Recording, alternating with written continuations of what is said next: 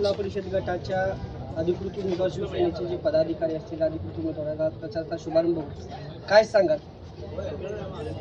आज खऱ्या अर्थानं प्रचाराचा नारळ फोडून प्रचाराची सुरुवात झाली आहे आणि इथं शिवसेनेला हा गट सुटलेला आहे, जिल्हा परिषद निमगाव गट. त्यामुळं 2 सदस्य आणि एक पंचायत समिती सदस्य आणि जिल्हा परिषदचा महिला सदस्य, ह्याच्यामध्ये विकासाच्या दृष्टीनं आम्ही युती केलेली आहे. आम्ही शिंदे साहेबांशी युती झाली म्हणजे आम्ही शिंदे साहेबांच्या चिन्हावर आम्ही उभा आहे. ह्याचा अर्थ ह्या तालुक्यातला विकास करायचा आहे आणि सगळ्यात महत्त्वाचं म्हणजे हा तालुका एकत्र येण्याचं कारण आहे. हे व्यक्तीविरुद्ध आलेला तालुका नाही आहे, प्रवृत्तीविरुद्ध एकत्र आलेला तालुका आहे. हे लढाऊ तालुका आहे. शाहू फुले आंबेडकरांचा विचार असलेला हा तालुका आहे, म्हणजे त्यांच्या मनामध्ये विचार रुजलेले असतात. त्यामुळं हे परकीय माणूस कुणीतरी यावं आणि आमच्यावर असं टीका करावी, टिप्पणी करावी आमच्या ज्येष्ठ नेत्यावरती किंवा तालुक्यावरती. ज्यांनी तुम्हाला आणलं, तालुक्यामध्ये तुम्हाला ज्यांनी आणलं त्यांची तुम्हाला कदर नाही, ज्यांनी तुम्हाला आमदार केलं त्यांची कदर नाही, आणि तुम्ही नवीन कोणतरी येतं आहे, प्रवेश करतं आहे, त्याच्यामध्ये तुम्ही त्यांनाच घेऊन जाताय. मागची मात्र नाराज आहेत लोक. त्यामुळं त्यांच्यावरती तीव्र आम्ही, जसं इंग्रज हटवायसाठी जसं देशाने एकत्रीकरण केलं, एकत्रित आले, त्याच पद्धतीनं तालुका एकत्रित झाला आहे. आणि ह्याच्यामध्ये महत्त्वाचा विषय असा आहे की रात्री एक कार्यक्रम झाला. त्या कार्यक्रमामध्ये शिंदे साहेबाचा PA स्वतः स्पीकर ऑन करून, आम्ही मोबाईलवर फोन केला आणि त्यांनी आम्ही स्पीकर ऑन केला. त्यांनी सांगितलं तुमच्या तालुक्यातलं जेवढं बी प्रश्न असतील विकासाच्या दृष्टीनं सर्वसामान्याचं, ती सोडवायची 100% खात्री मी देतो. शिंदे साहेबांना सभेसाठी आम्ही रिक्वेस्ट केली होती, पण त्यांना काही थोडंसं अडचण येते. ते तर हे तुमचे गोगावले साहेब येणार आहेत, आपले उदय सामंत येणार आहेत. आपल्या इथं प्रचाराची सभा कुठंतरी तालुक्यात एखादी मोठी सभा होणार आहे, निमगावमध्येच घ्यायचं चालले आपली. आता तुम्ही प्रचाराच्या वेळेस सभेमध्ये बोलत असताना आपण म्हटलं की ज्याच्या खांद्यावरती बसून ते आले, परंतु आज तेच कानात बोट घालतात, म्हणजे कुणाला हा उद्देश नव्हता? आता कसं आहे, माळशिरस तालुका म्हणण्यापेक्षा लहान लहान मुलाला बी हा विषय कळतोय. हे माझे आमदारच ना, म्हणजे ताकाला जाऊन मोगा दडवायचे काही कारण नाही ना. हे ज्या माणसाने त्यांना आमदार केलं, ज्या माणसाने बोटाला धरून तालुक्यामध्ये आणलं, म्हणजे मान सन्मान कोणा, ह्यांना काय गरज नाही. त्यांनी काहीतरी द्यावं आणि ह्यांनी संसार करावा, ह्या माणसाला अपेक्षाच नाही. पण ज्येष्ठ मंडळीला कमीत कमी सन्मान द्यावा हेच अपेक्षा त्यांची राहते. त्यामुळं असं काही नाही की त्याने आम्हाला काहीतरी वेगळ्या पद्धतीनं द्यावं अशी अपेक्षा ह्या लोकांची नाही आहे. कारण ही संघर्षातली माणसं आहे ती.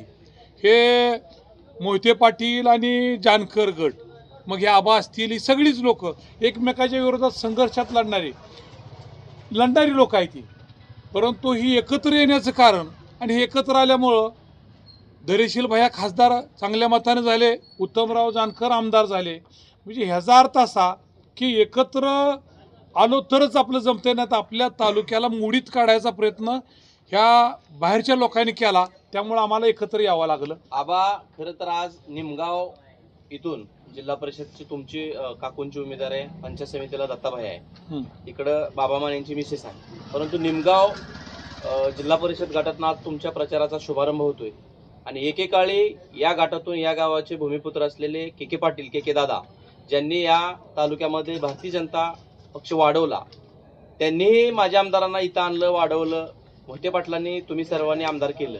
परंतु आज तालुक्याच्या राजकारणात के पाटलांची भूमिका संयमाची आहे. के पाटील नाराज आहेत. के पाटलांची भूमिका ही भारतीय जनता पार्टीची भविष्यात असेल का? तुमचं काय आतनं बोलणं वगैरे झालं, तुम्हाला सहकार्य ते करणार आहेत का? आणि एकूणच तुमच्या गटामध्ये नागरिकांसाठी तुम्ही असाल, दत्ताभाई असतील, किंवा तिकडं गोरोडोडी गाणात बाबा माने पाटील, नागरिकांसाठी तुमची काय व्यूहरचना आहे? विकासाचे काय मुद्दे घेऊन तुम्ही लोकांसमोर जाणार? आता पहिला विषय तुम्ही के पाटलांबद्दल बोलला.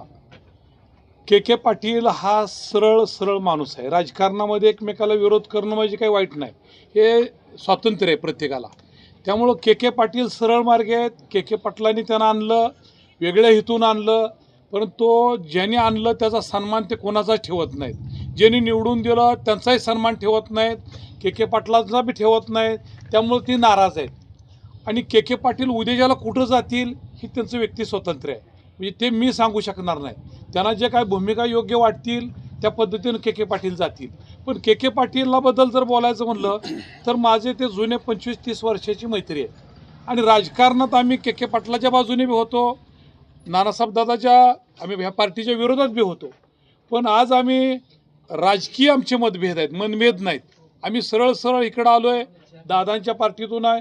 आदरणीय मोहिते पाटील आणि जानकर गट हे एकत्र झालो आहे. आम्ही तन मन धनाने लढतो आहे. आणि आता जे तुम्ही बाकीचं विकासाच्या बाबतीत बोलला, ती विकासाच्या दृष्टीनं आम्ही ही युती केली, ही विचारपूर्वक युती केली आहे. खासदारांनी, आमदारांनी किंवा आमच्या ज्येष्ठ मंडळींनी, दादांनी, मोठ्या दादांनी हे विचारपूर्वक की जेणेकरून आपल्या लोकांचा तालुक्यातला विकास कसा होईल. शिंदेसाहेब ताकदीचा माणूस आहे. हे लाडक्या बहिणीची पिपाणी वाजवत होती, लाडकी बहीण आम्ही आणली. पण खरं तर शिंदेसाहेब मुख्यमंत्री असताना शिंदेसाहेबांनी लाडकी बहीण आणली. लाडकी बहिणीची रचना शिंदेसाहेबांनी केली, हे कुणाला नाकारता येणार नाही. त्यामुळे त्यांचा विषय तत्व पत्ता कट झाला. पण आम्हाला पक्षावर बी काही बोलायचं नाही, आम्ही प्रवृत्तीवर बोलतोय. आमच्यात जी आलेली प्रवृत्ती आहे हे आम्हाला कुणालाच मान्य नाही, हे आम्हाला ठणकून सांगायचं. आणि हे आमच्यातच नाही तर आमच्या तळातल्या माणसातून सुद्धा हेच आवाज निघतोय. आज तू फिरत असतेली, आता लक्ष्मीधन त्यांच्याकडून ज्यादा येतं, आमच्याकडून कमी येत असेल, पण ते पैसे घेऊन सुद्धा पैसे घेतील लोक. पण माळशिरस तालुका एवढा स्वाभिमानी तालुका आहे. जरी मत हे डॉक्टर बाबासाहेब आंबेडकरांनी संविधानातून दिलेलं आहे. हे श्रीमंताला, राजाला बी एकच मत आहे, गरिबाला बी एकच मत आहे. मत निघतं हे अंतकरणातून मत निघतं.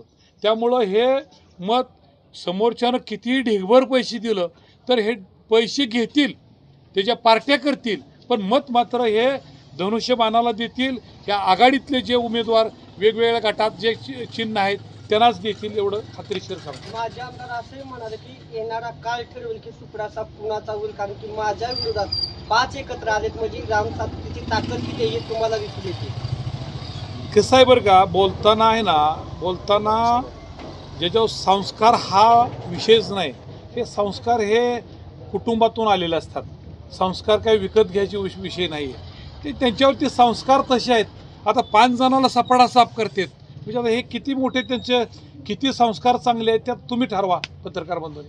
त्यांचे निवडणुकाची घोषणा झाल्यापासून भारतीय जनता पार्टीमध्ये सगळ्याच 9-18 जे जिल्हा परिषदेचे 9 गट आहेत आणि पंचायत समिती 18 त्यातून प्रवेश होताना दिसत आहेत. तर बरेचसे आपल्याही काय पार्टीतले गेलेले आहेत, मोहिते पाटील गटातले पण गेलेले आहेत. एकूण परवा भाईसाहेब पण म्हणाले की 9-18 असा निकाल देणार आहे. मग तुमचं वैयक्तिक मत यावर काय माहित आहे का, ते जे आश्वासनाचा जे पाऊस पडतोय तिकडं ते प्रचंड पडतोय. तरुण पिढीला असं वाटतंय की भाजप भरभरून देतंय काहीतरी. हे भाजप म्हणण्यापेक्षा मला पक्षावर बोलायचं नाही, ह्या व्यक्तीवर, माझ्या आमदारावर बोलायचं आहे.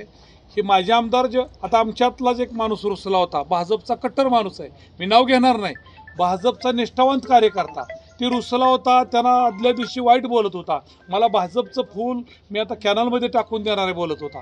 पण तोच माणूस दुसऱ्या दिवशी इन्व्हॉल्व झाला. का झाला तर त्यांना सांगितलं DPDCवर घेतो. आता DPDCवर घेतो, जिल्हा नियोजन समितीवर, हे 9 जणांना बोलले. आता तालुक्यातली 9 लोक घेतली जातात का हो? म्हणजे तुम्हाला हे देतो, तुम्हाला ते देतो, काही देतो म्हणतात. तुम्ही जर म्हणला ना आम्हाला पाण्याची कमतरता आहे तर समुद्राचा एक तुकडा आणून तुमच्या इथं मांडतो गावाशेजारी, असं सुद्धा ती बोलतील. म्हणजे बोलायला बी काय थोडंसं लिमिट असते ना, खोटं किती बोलावं. आबा तुम्ही खरं तर तालुक्यातले प्रमुख नेते आहात. लोकसभा झाली, विधानसभा झाली, परवाची अकलूज नगर परिषद झाली आणि आता पंचायत समिती जिल्हा परिषद निवडणूक आहे. कसा एकूणच हा निकाल माळशिरस तालुक्याच्या जनतेने कसा बघायचा? आता ते जे माझे आमदार सांगतात ना, हे 5 जणाचा सपडा साफ करणार आहे, ती त्याच्या उलट करायचं. ती तो उलट म्हणजे ते असं बोलण्याऐवजी असं, म्हणजे थोडक्यात ती सपडा साफ त्यांचा आहे, पण तात्पुरतं त्यानं 5-7 तारखेपर्यंत बोलू द्या.